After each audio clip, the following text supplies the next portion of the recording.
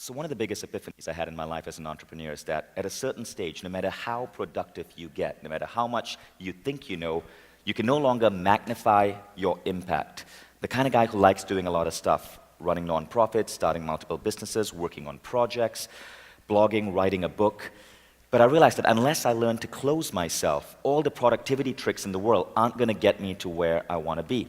And since cloning still isn't a technology that's a reality for us, I decided that the next best way would be to find, attract, and recruit people whom I can work with, people whom I can groom, people whom I can trust to work with me to help me move towards my mission. And in the course of this, I stumbled upon something else. And I never expected this. But today, 6 years after I hired my first employee, I found that the thing that I spend the most time on in business, and this occupies pretty much 70% of my time. 70% of my time in business right now is spent growing, training, and working with my employees. Literally working on them rather than the business. Now the funny thing is, this seems to defy logic. It's not the way CEOs are supposed to work. I'm supposed to be focused on the bottom line.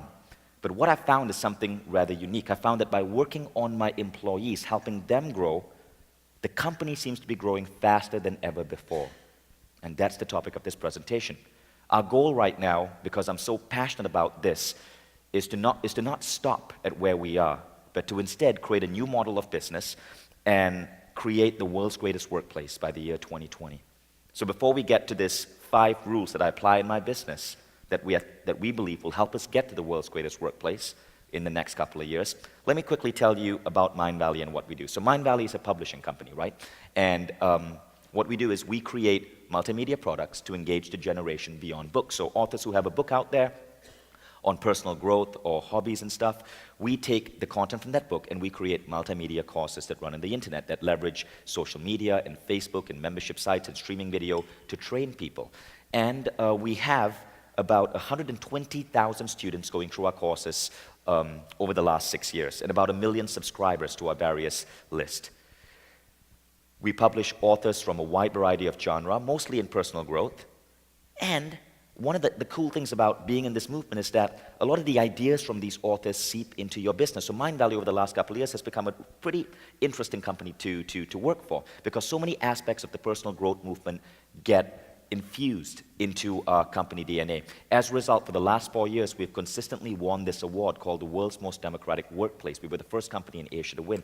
And it's an award given out for companies based on the happiness level of their employees. That's my team right now. We have about 70 people, and we're growing really rapidly. So we'll probably be at about 100 people within the next 6 months, and I'm really excited about that. Mindvalley was started in that apartment in New York on 8th Avenue and 45th Street. That's Times Square. And the funny thing is, for a personal growth company, we were started in a former Thai massage parlor in Times Square. And frankly, you know what Thai massage parlor means, right? So frankly, Mindvalley originated in a former whorehouse on Times Square in 2002. Now that we got that out of the way, for the first 1 year, I worked from this apartment. Now, this was around 2002. It was a year after September 11. Having a Malaysian passport caused me some problems. I ended up on a watch list in the United States, which meant that every 30 days I had to go report to the US the US government to get fingerprinted, photographed, to check my credit card receipts to make sure I wasn't buying any fertilizer or anything. So it doesn't help being an unshaved brown person in New York after September 11. So despite loving the United States and being there for almost a decade, I decided it was time to move back home to Malaysia. And so we did. Packed my bags and moved back to Malaysia. Now at this point, I'd had an American company with American customers, American partners, running for about a year or so. And when we moved back to Malaysia, we immediately faced 2 challenges. The first challenge was this. All our clients, partners, and vendors were all US-based. The second challenge was bigger. Malaysia is a country suffering from massive brain drain. In fact, every year, 1% of the population leaves the country to get better jobs in places like Hong Kong, or Singapore, or Australia, or the UK, or the US, or Canada. And it's not just 1% of the country, it's 1%, or about 250,000 people, who represent the most talented people in the country. And the World Bank has said that this is a serious problem and Malaysia needs to be looking into it. In 2007, 140,000 people left Malaysia. In 2008 to 2009, that number rose to 300,000 plus. Huge problem. Now, my philosophy is when you're faced with a seemingly intractable problem, rather than focus on the problem, you create a vision to render the problem obsolete. So we decided we are not going to complain and whine about brain drain. We are simply going to operate under a different paradigm that made brain drain irrelevant to us. And we created a vision to make this paradigm a reality. That vision was, we are going to build the world's greatest workplace in Malaysia, despite the brain drain, despite everything else. The world's greatest workplace will be built in a developing country. And we want to do this not because there's an award or a competition we want to win.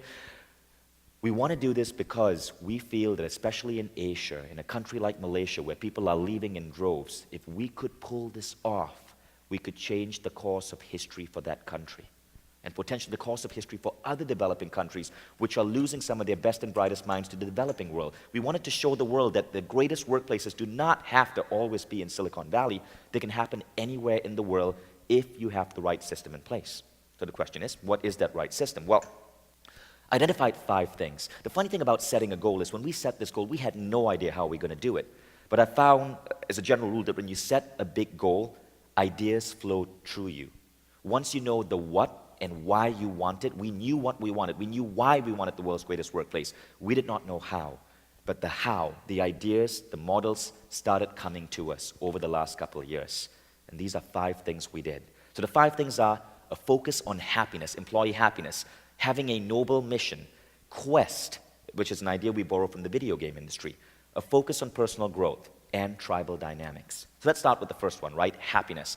I believe that happiness is the new productivity. So we engineered the entire DNA of our company to create happiness in our employees. One of the things we did is we used one of Malaysia's local advantages as our business advantage. Malaysia is one of the most beautiful parts in the world.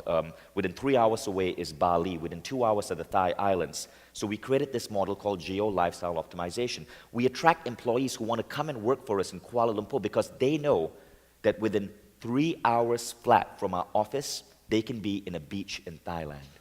Within 6 hours from our office, they can be in Bali. And people love that. We have employees who every 2 weeks are on a different paradise island. And there are hundreds of paradise islands in that area. And of course, geo-lifestyle optimization makes life so much happier. Our employees do not have to wait for their vacation days to experience wonderful vacations. But of course, if you're doing this, you also need a second ingredient, which is flexi time. So we create a company without a traditional 9 to 5. So in other words, employees can choose to choose their own working hours. As long as their teams decide when they want to collaborate and they're there for their team, they can choose to take lunchtime off on a Monday to go watch a movie. Or they can choose to work on a Sunday night and then take Monday off. Employees also get about 4 weeks of paid vacation time every year. 4 weeks paid vacation time, including public holidays. And people love that. Now, the other thing we do for happiness is social life. The company actually invests in the social life of our employees. We have people coming from all around the world. We want to make sure that they lead rich, vivid, exciting social life. So we organize tons of theme parties. That's a 70s party. We take people to beach vacations. We have our annual team retreats in epic locations. That's a picture from our team retreat in Bali.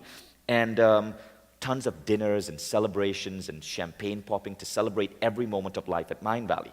We also specifically designed our office to allow happiness. So when you walk into the Mindvalley office, it's kind of designed to look like the Hall of Justice, you know, from the superhero movies. So it's got all these funky little designs to make the office space really livable. Our philosophy of office design is this, especially when you're working with programmers. Make your office so much more elegant, beautiful, and peaceful than their own apartments, so they never want to leave. And they love it. Now, the other thing we did is, every year we apply for, and we've consistently won one of the companies to win the World's Most Democratic Workplace Award. And happiness also comes when people feel they have control, and we give people control by putting certain mechanisms into the business to allow employees to have a say in how the company is run. One of these mechanisms, for example, is the Awesomeness Report. So every Tuesday from 2 to 3 p.m., we bring everyone together and we have our version of a company meeting. That's the Hall of Awesomeness at Mindvalley. It holds about 70 people and is filled with beanbags. And the Awesomeness Report starts with 30 minutes of gratitude. We highlight, in the form of a keynote, every successful thing every employee has done over the last 1 week. So pretty much everyone in the company has their work appreciated at the Awesomeness Report. It could be a well-designed web page. It could be maybe a dinner they toss for their teammates. It could be a sales letter that they wrote. But everyone has their moment of appreciation.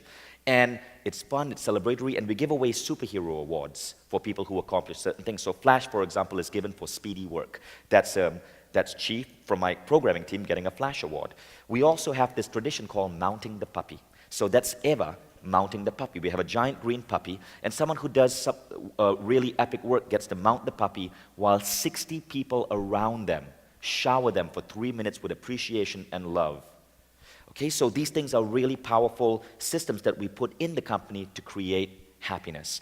So, and we try to make it our company meetings very much like the Daily Show. So all the updates are infused with humor. So people spend a lot of time laughing and joking. A lot of people say it's the happiest moment of their week.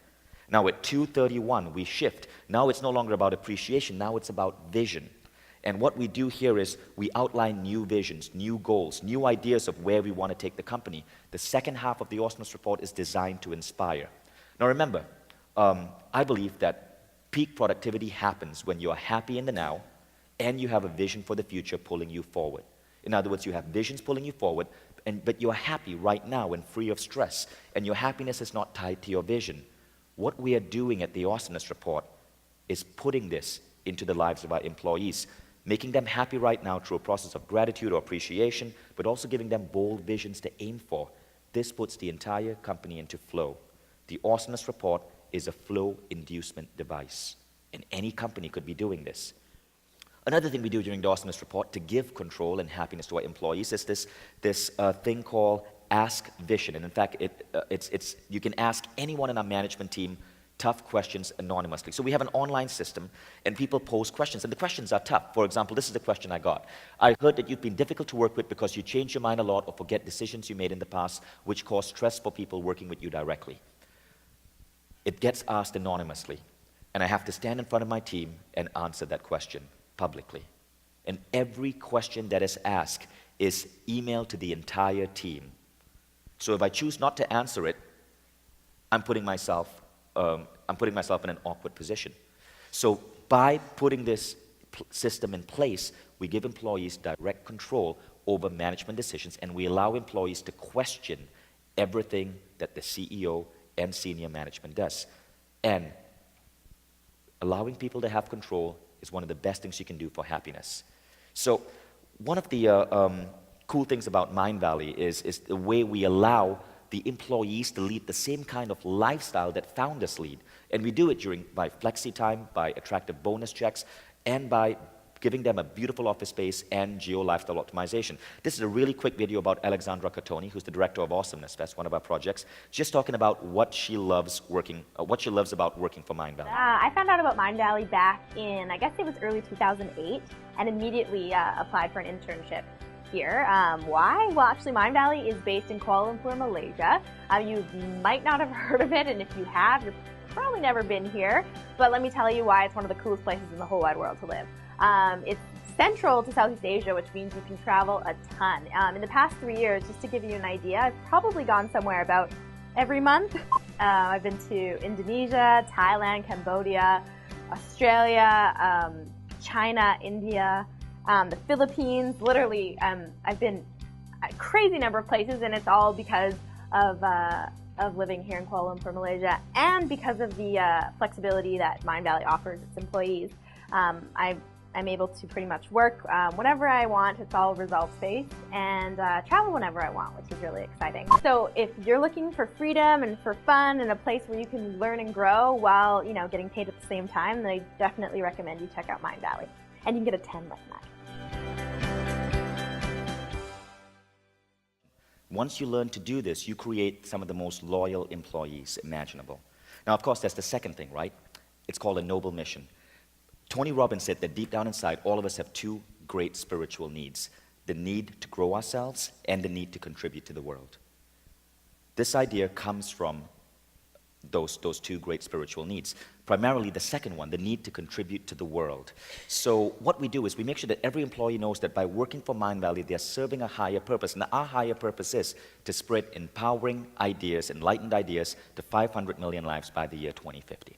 So that's something we're working on right now. And we do this by working with new thought leaders and thinkers and authors and helping them get their ideas out by giving them the technology and the marketing juice to do so. And employees are also passionate about this. But the other thing we do is we have a clear alignment of values in our company.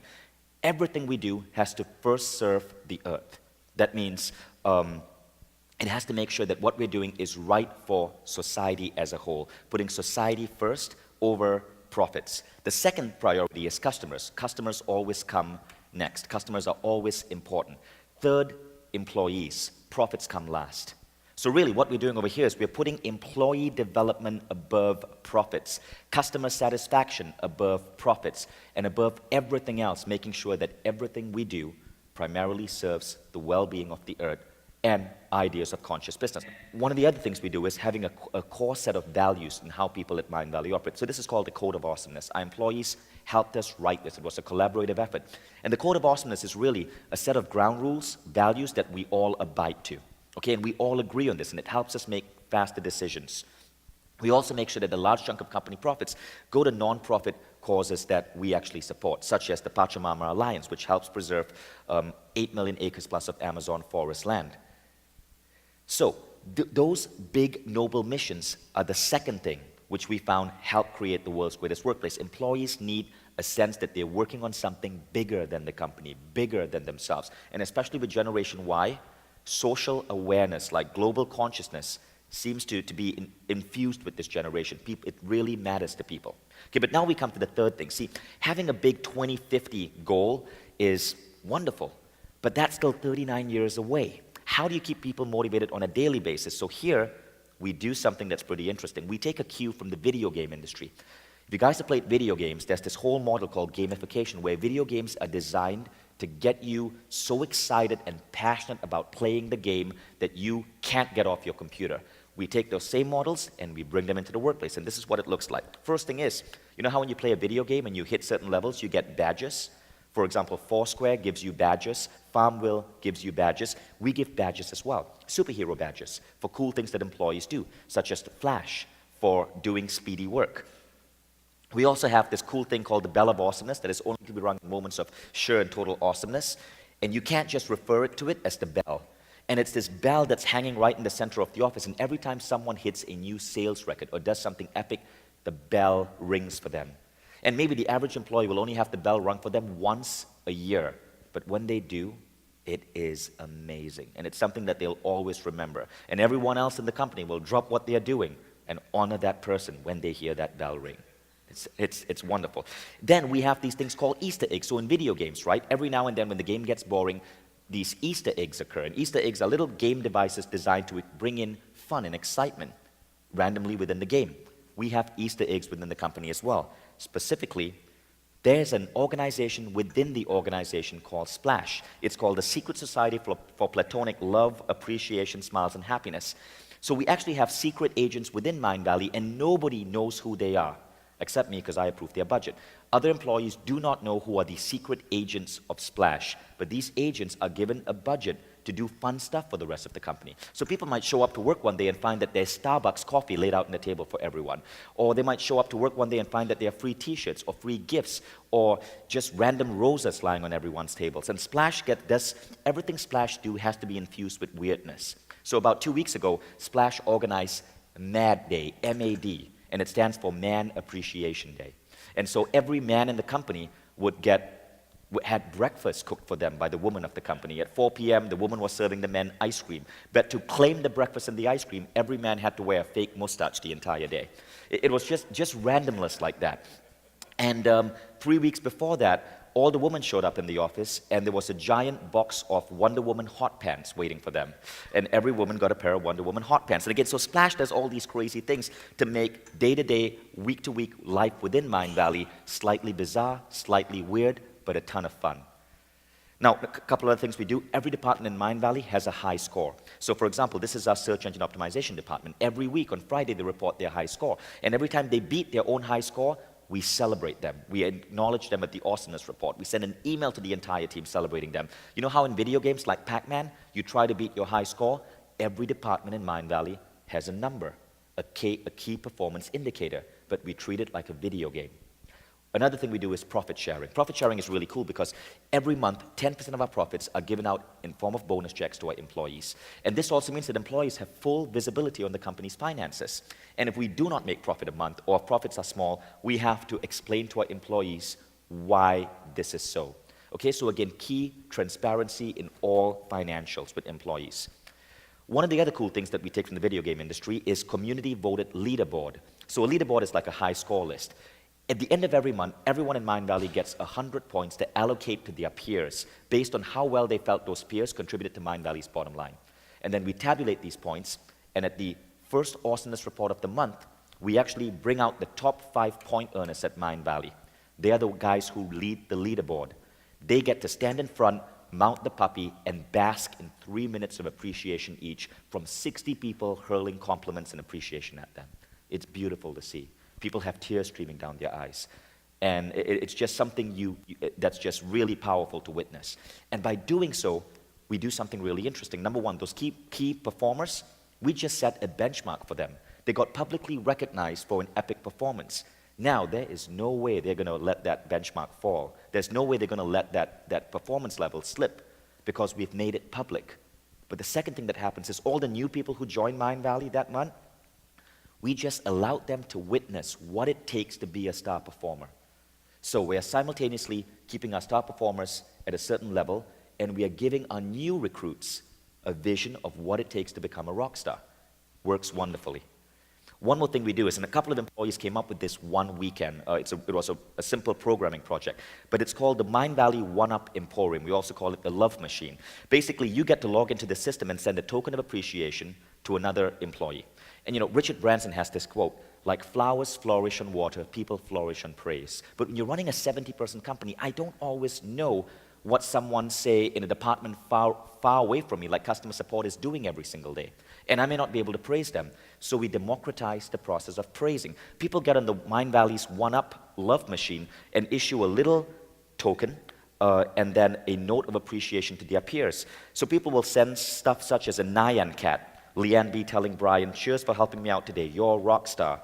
Or a Borat with Zikri telling Sarah Lee, thank you neighbor for helping me out today, muy fabuloso. And you can send all sorts of weird gifts. Mojo, represented by Austin Powers, or one of my favorites, the Orgasm, A-W-E-G-A-S-M, represented by this funny animated gif of He-Man doing this. It's hilarious. Now, the final thing that we do, so imagine this, right? Back to the love machine. Imagine this. Imagine showing up for work every single day with a love note on your desk. And that's what goes on. Last week, we had the 7,000th love note given out on Mindvalley's One-Up Emporium. And that's pretty meaningful for us. We have about 40 love notes going out every single day. It changes the dynamics of how your company runs. Number 4, personal growth. I used to believe in this quote, leadership is getting other people to do things you want done because they want to do it. But now when I look back at that quote, I've come to realize that this is really a 1950s style of leadership. It may have been relevant then, but it's also the kind of leadership that allows a president to say mobilize millions of people to fight a dumb war. I don't think that's leadership. So at Mindvalley and among our management team, we came up with our own philosophy of leadership, and this is the quote that governs that. Leadership is recognizing that we are all one, that every person you lead is as brilliant as you, as talented as you, and has the same capacity for growth and accomplishment. They simply need to be reminded of this fact. So the goal of every leader at Mindvalley is to help groom other leaders, to help groom other people and turn them into the best version of themselves they could be. That's why 70% of my time is spent growing my employees.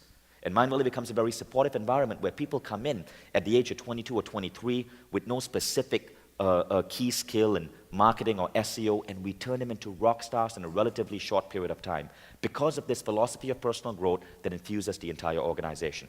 Now we call this process consciousness engineering.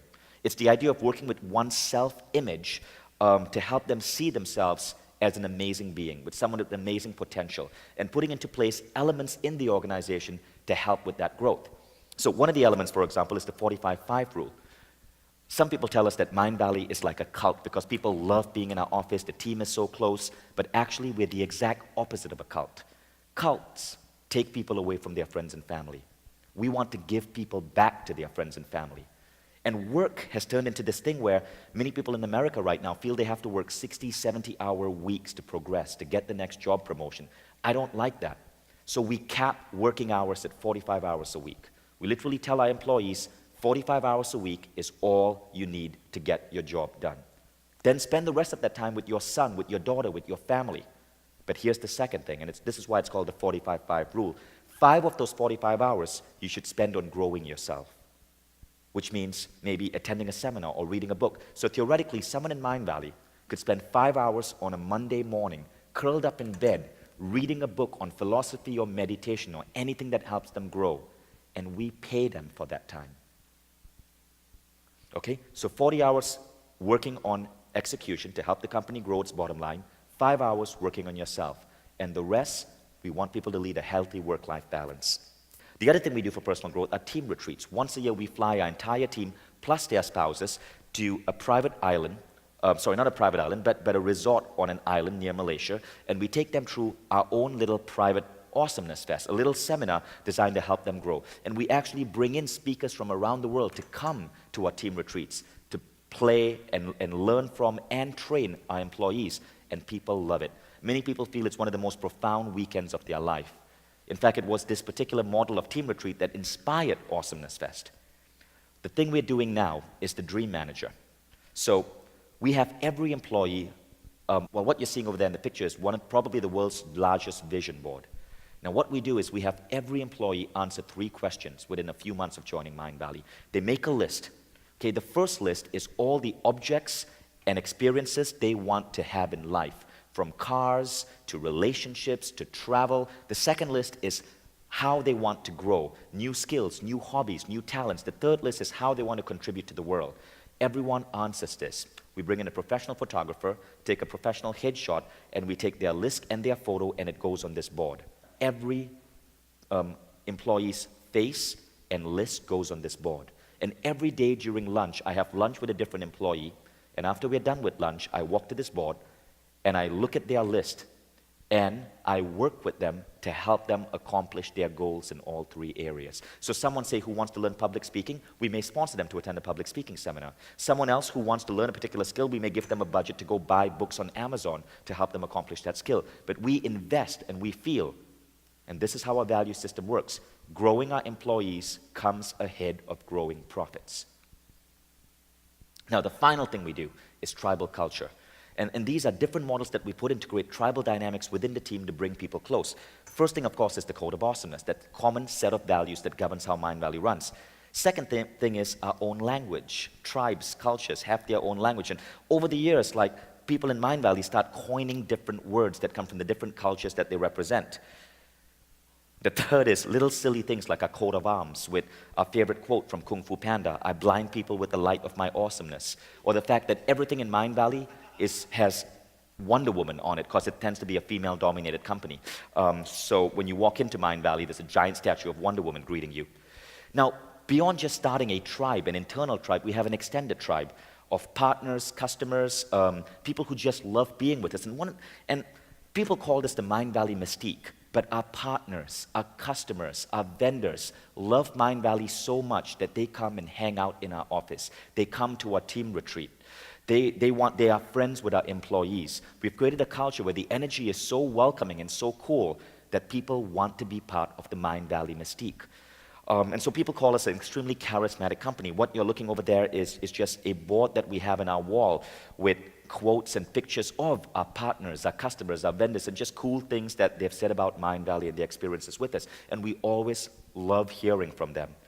Awesomeness Fest is another thing that we do for our extended tribe. Once a year, we bring our partners, our customers, our affiliates, we open this up to our blog readers to come and spend 4 days with our key people from Mindvalley on an island. First one was in Costa Rica, the last one is in Hawaii, that's where we are today, for 4 days of personal growth, sharing, partying, and bonding. Some of my closest friends in the world came from Awesomeness Fest. And it's one way of extending the tribe of Mindvalley outside Mindvalley alone. Now, why do all of these work? Well, I can tell you this. With these models, we have seen amazing growth. We went through 4 years straight where we had 99% growth year on year. And as we become more mature as a company, of course, sustaining 99% growth has been hard. But just in the last 1 year, as I started focusing even more on culture, we are looking at growth rates between 2010 and 2011 of another 40 to 50% in terms of revenue. Now, why does it work? Well, again, if you look at these 5 things, they fit into various different models of personal growth. The first, of course, is flow, the idea that we are at a peak state when we have happiness and a noble vision. So if you look at happiness, a noble mission, and quest, they help put people in flow. Then there is Tony Robbins' idea of our 2 greatest spiritual needs. Giving people a noble mission, giving people an opportunity for personal growth fulfills their 2 greatest spiritual needs. Finally, there's a great book called Tribal Leadership, which talks about tribes and how healthy tribes function. And happiness plus a noble mission plus tribal dynamics helps create a healthy tribe. I won't have time to go into the full dynamics of tribal leadership, but it's a wonderful book, highly recommend it.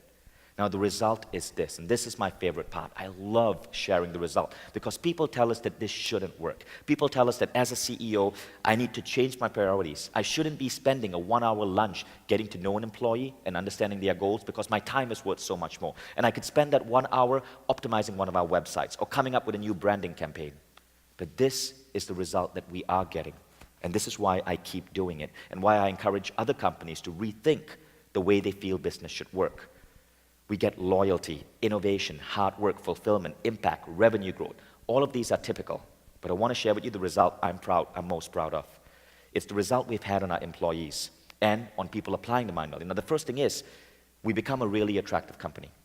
It's so competitive to get into Mindvalley that we no longer accept resumes. People have to create a video cover letter, and we get video cover letters from all around the world. If you get on YouTube and you put in Mindvalley cover letter, you'll see video cover letters, hundreds of them, from smart people all around the planet. And take a look at this video cover letter, for example. This woman spent 250 man-hours creating an animated film, a pencil-drawn animated film to catch our attention. This is the talent we get. Of course, we hired her. Her name is Gloria. She now runs a video team. But imagine having people put in all this time and effort to want to work for your company. You end up attracting some of the greatest minds. And as a result, we also rethink how we attract people. If you're just hiring from the United States, you're only tapping into 5% of the global population. We hire internationally. And as a result, our 70-plus team now comes from 30-plus countries. We have 40 languages spoken in the office. Of course, the common language is English. Everyone speaks English. And all these diversity in this culture creates this really amazing place to work. It's like being in the United Nations. In fact, people tell us that this is the happiest place they've seen outside Disneyland. Some even say it's happier than Disneyland because there are no queues. And that's our team at one of our team retreats. I love spending time with my team. One of the weirdest things about Mindvalley is this. I dislike the weekends. I love Mondays. I love getting up on Mondays and rushing to the office. I love the weekends because I get to spend time with my family, but I see my family every day anyway, but I just love being in the office. It energizes me. It fuels me. And people in our team feel the same way. You can be at the Mindvalley office at 2 a.m. on a Saturday night, and there'll be people having a dance party in our diner. That's what the culture is like. The greatest thing, though, is the impact on employees. And Mindvalley has become this company that is inspiring many of our employees and other businesses around us to do epic things. Katerina Zakharova joined us from Slovakia, worked with us for 2 years. She goes back to Slovakia, is now a published author, and runs her own blog on women's empowerment. Amir Ahmad joined us as an intern. He's from Sudan. He worked with us for 2.5 years. Amir has gone on to start a blog on Arab politics and democratization of the Arab world. And with the events that happened in Tunisia and Egypt in January, he's become a world-class speaker. He just spoke at the World Peace Forum in Oslo, spoke at MIT, has been invited to speak at Harvard. He has a book coming out. He just got interviewed by Ken Wilber. And a lot of this skill he learned while being at Mindvalley. Nika joined us and worked for us for 2 years. She got a big bonus check as part of profit sharing, took it, went to India, studied yoga, came back and is now one of the top yoga instructors in Kuala Lumpur. Kylie worked for us for 2 years. He was 22 years old when he joined Mindvalley. He went on to start a company, GroupSmall, that eventually got acquired by Groupon and is now the co-founder of Groupon Malaysia. Cecilia worked for us for 1 year, did SEO at Mindvalley for 6 months, goes back to Italy, starts her own SEO blog, becomes one of the top SEO consultants in Italy, then sold her company back to Mindvalley and is now co-founder of Mindvalley Italy. 15% of everyone we've hired have left Mindvalley and started a company. 15%. I've maybe hired 120 people, maybe anywhere between 100 to 120 over the last 5 years, and 15% of those have become entrepreneurs. And the other cool thing is this. An additional 10% have become Mindvalley-funded entrepreneurs. Here's Juan's story. We hired him from Argentina 3 years ago. He's now the head of Mindvalley Latin America, which is about to have its first $1 million revenue year. Let me tell you what happened after being 2 years at Mindvalley. Basically, I started my own business, which now it's called Mindvalley Hispano. We did over $500,000 in sales the first year, and I was that type of guy that was always kind of with ideas in his head and trying to go into business, but I never did it. If you have an idea that you want to get rolling and you want to have skills to make it work, come to Mindvalley. You will have an awesome time here. You will learn how to create a plan, how to execute against that plan, and how to innovate. What else can I say? Basically, coming to Mindvalley was hugely transformational for my career. I can say that here I became an entrepreneur. So I hope to see you here soon, and good luck.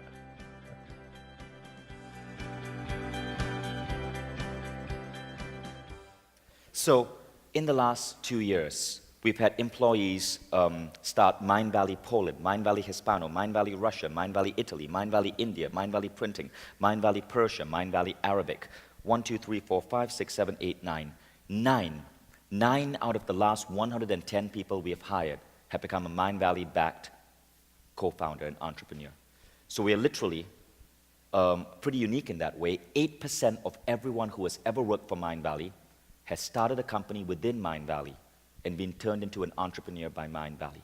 Another 15% have started their own company outside Mindvalley, putting a grand total of 23% of all our employees becoming entrepreneurs in their own right within 3 years. That's the impact of this.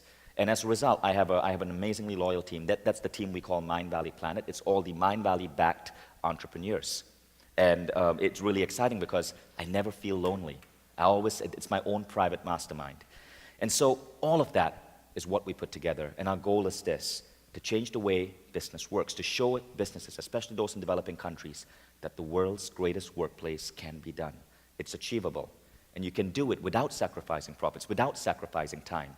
It just takes a new vision, a new way of looking at business. And we believe we're going to do this in the developing world in the next 4 to 5 years. Thank you.